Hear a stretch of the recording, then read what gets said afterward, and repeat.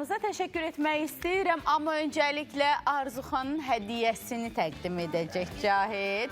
Niyə götürüb gedirsə? Bir özünə ver, özü açsın da. Sən niyə açsın? Hər işə qarışır. Gəl özün gəl. Tezcə. Açla qardaşım, aç. Yox, bilirəm. Adam hədiyyəsini özü açar. Hani fərqi var. Bilirəm mən Heç bir fərqi yoxdur. Yox, buyur, aç əzizim. Aç əzizim. Heç bir fərqi yox. Aç, yenə mən özüm açıram, amma eybi yox. Çünki tələsirik, alsan bunu özün. Bir açın, baxın, görüm, rəng çatdadır. Amma ehtiyatla. Ehtiyatla, alsan. Qardaşımızın portreti. Ay maşallah. Ay, nə gözəl. Bəli. Təşəkkür edirəm. Təşəkkür edirəm, həm əzizlərim.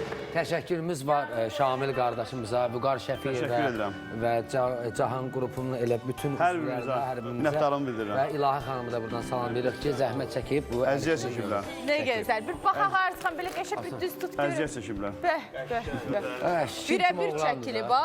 Çox gözəl işlənib. Var olsun. Çox gözəl. Minnətdarlığımı bildirirəm. Təşəkkür edirəm hər birinizə. Var olun. Bir daha təbrik edirik.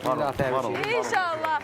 Əminəm ki, Arzuxanın evində özəl bir yeri olacaq bu şəklin. Bəli. Ver mənə gəlin. Və yürü, aldı şəkil apardı. Gördünüz, bax, belədir. Verib dərdindən ölənlərdəndir bu.